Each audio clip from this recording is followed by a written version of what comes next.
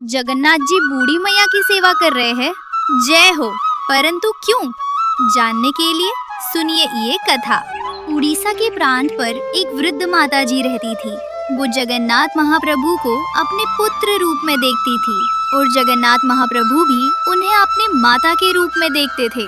वो वृद्ध माता जी नित्य जगन्नाथ प्रभु के सामने भोग पधराती और कहती, जब तक मेरा पुत्र भोग ग्रहण नहीं करेगा तब तक मैं भी कुछ नहीं ग्रहण करूंगी। और हमारे प्यारे जगन्नाथ महाप्रभु भी इस भाव से बहुत प्रसन्न रहते थे और प्रेम से भोग ग्रहण भी करते थे। एक दिन वृद्ध माता जी किसी रोग से बीमार पड़ गई। सब उनकी सेवा करना चाहते थे, लेकिन वो सबको भगा देती थी और बोलती थी, तुम सब जाओ, मुझे किसी की सेवा नहीं चाहिए। मेरा पुत्र आएगा और मेरी सेवा करेगा।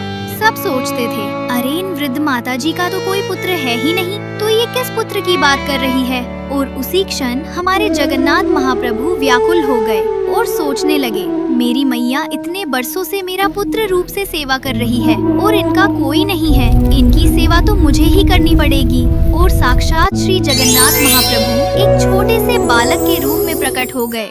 महाप्रभु नित्य माता जी के घर में सोहनी लगाते थे, माता जी को दवाई खिलाते थे, रसोई सिद्ध करते माता जी को अपने हाथों से खिलाते थे। एक दिन बलभद्र जी जगन्नाथ जी से पूछे, लाला तू रोज सुबह सुबह कहाँ जाता है? तो जगन्नाथ जी मुस्कुराकर वहाँ से चले जाते। बलभद्र जी सुभद्रा जी से पूछे, अरे सुभद्रा, ये लाला रोज रोज कहाँ जाता है, तुझे कुछ पता है क्या? सुभद्रा जी बोलती, अरे वो पुरी के प्रांत में एक बूढ़ी माता जी रहती है ना, उनका तबीयत खराब है, इसलिए भैया रोज उनकी सेवा करने जाते हैं। ये सुनते ही बलभद्र जी के आंखों से आंसू आ गए और बोलने लगे, पूरा विश्व जिसकी सेवा करता है वो खुद अपने जनों की सेवा करने में कोई चूक नहीं रखता। धन्य है वो जन जो जगन्नाथ महाप्रभु को अपना जीवन मरण का साथी मानता है। अगली सुबह जब जगन्नाथ महाप्रभु चले गए बूढ़ी माता जी की सेवा करने, तो क्या देखा, बलभद्र जी और सुभद्रा जी पहले से छोटे बालक बालिका का रूप धारण करके बूढ़ी माता जी की सेवा कर रहे हैं। जगन्नाथ जी ने उनसे पूछा, आप दोनों यहाँ क्या कर रहे हैं? तो बलभद्र जी बोले, अरे तू तो बड़ा स्वार्थी है। बोले क्यों? बोले मैया की सेवा अकेला ही करेगा लाला, हमको ये सुख नहीं देगा। जगन्नाथ जी बोले, नहीं नहीं, करो सेवा करो।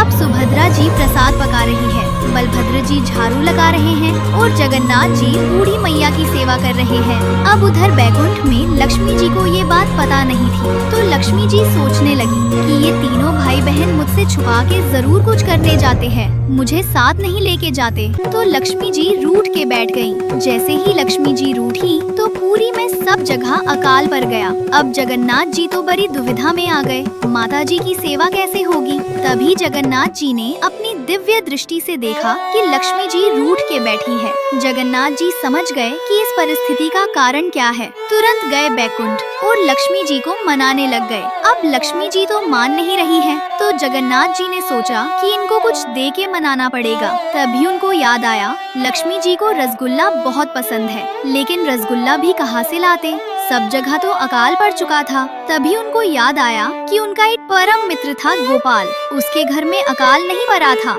जगन्नाथ जी उसके घर गए और दरवाजा खटखटाया। गोपाल ने दरवाजा खोला तो देखा उसका सखा उससे मिलने आया है। देखते ही बोला, अरे सखा, आप मुझसे मिलने आए हो? जगन्नाथ जी ने उसको सब बात बताई और बोले, एक हांडी रसगुल्ला बनाने को। गोपाल ने अपनी मैया से कही रसगुल्ला बना देने को। उसकी मैया ने रसगुल्ला बनाई। वो रसगुल्ला लेके जगन्नाथ जी चले गए लक्ष्मी जी को मनाने। बैकुंठ में पहुँचे और लक्ष्मी जी को मना लिया जगन्नाथ जी ने। सब जगह अकाल दूर हो गया।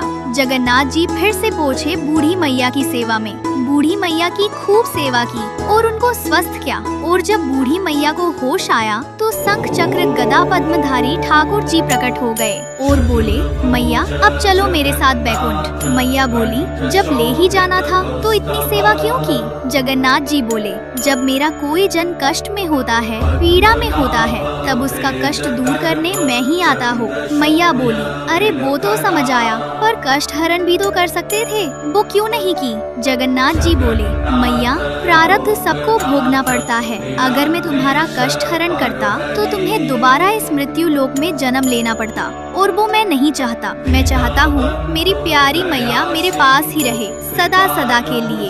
और जगन्नाथ जी ने उन मैया को अपने नित्य धाम में बास दे दिया सदा सदा के लिए।